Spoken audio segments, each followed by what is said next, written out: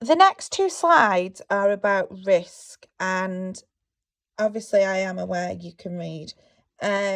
What the key thing here is that companies need to decide, well, what is the most risky things for them to look at, and also how are they going to prioritise dealing with the risks. So, for example, if I was to think of Newcastle College, they have got the risk of staff stealing stationery, as they have with pupils. They have got a risk that the canteen staff could take tins of beans home. They have got the risk that staff could leave the premises early. They have got the risk that unwanted people could come in the college. They have got the risk that random people could come on the car park, or somebody could set up a caravan site on the car park. So the college will have had to sit down and say, right, well, which risks to us are the greatest? So they probably thought, you know what, let's put some barriers in, and then we are trying to prevent unwanted people coming in the college. This will also help with the risk of staff not coming and going at the correct time. I don't think senior management have sat round the table and said, right, what are we going to do about the fact that some sellotape goes missing in December? But there's nothing saying that they won't deal with that. But what I'm trying to get at is there are so many risks within a company. For example, another one might be, right, we have cash on the premises for everybody who's paid for the bus passes. What can we do?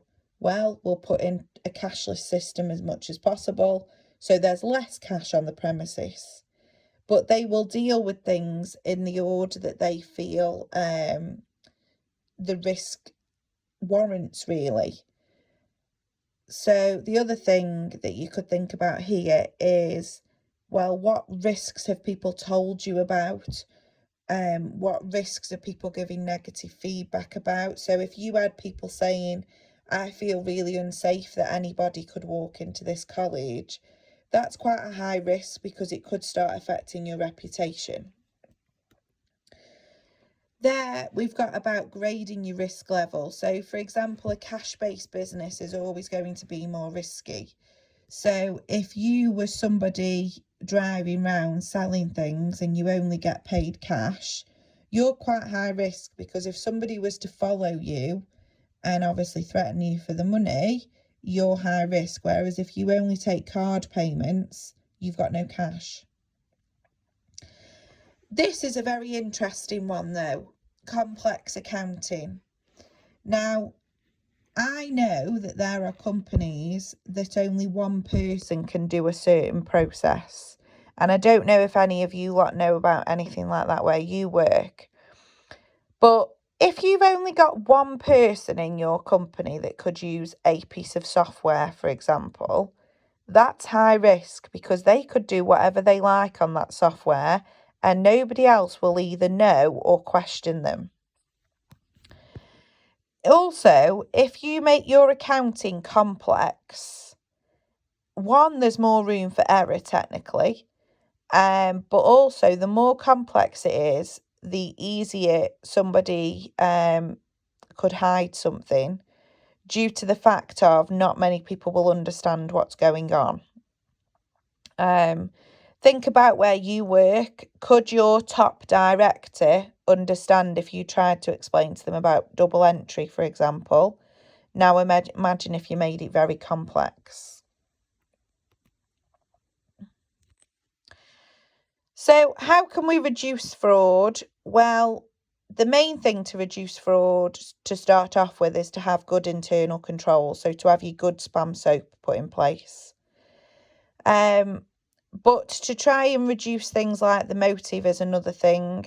So if, for example, you have got good employment conditions, staff are paid well, you have good staff support. So, for example, in the college, we have a really good, you can go for counselling, etc. Instant dismissal where appropriate. So people know that you won't take bad behaviour.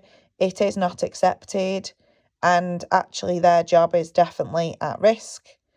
And sympathetic grievance policies.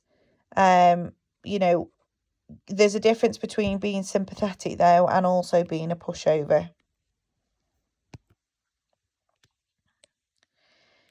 Dishonesty. So if you have got a culture where you are showing that there is disciplinary procedures for offenders, and actually moral leadership by management. So is your management practicing what they preach? So if you see a boss that leaves all the time early, they're not really setting you the best example. Reducing opportunity. So that's mainly your spam soap, to be honest. But one here that we haven't mentioned is the control over and also the testing of new computer programs.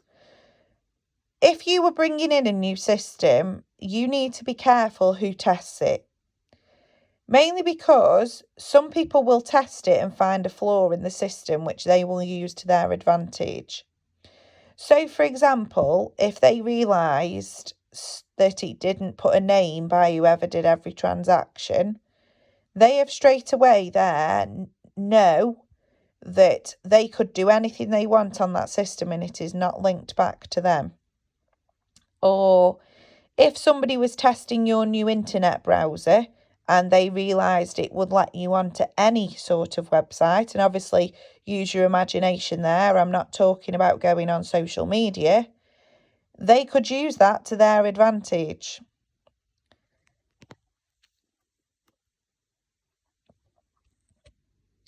So fraud prevention is a two-stage process. So first of all, it is fraud prevention and also making people believe that they will get caught, so a deterrent as well. So if you knew that your workplace would know if you had taken a roll of sellotape because the sellotape cupboard was under CCTV, that is a deterrent. You would think twice about going in and taking a roll of sellotape. And also, if people know that there is a whistleblowing policy in place and people use it, that is also a good deterrent as well.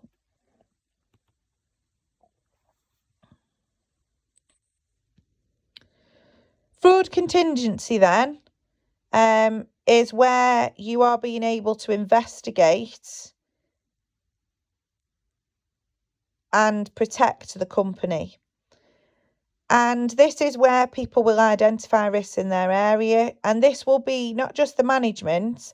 I have known companies that do random employee questionnaires. Or also they ask third parties. Sometimes a customer might tell you about potential fraud. So they might say to you about something on the delivery documentation, for example. Who will lead the investigation and what powers will they have? So what questions will they be able to ask? How deep will they be able to dig? And also, will your company involve the police? Don't forget, sometimes things can bring publicity. So if you found out that Barclays Bank, and I am using Barclays as an example, this is no link to Barclays. If you were to find out that Barclays Bank had a lot of internal fraud, if you were a customer of Barclays Bank, would you be potentially worried? Would that stop you using Barclays products? Would that stop you putting your money into a Barclays savings account?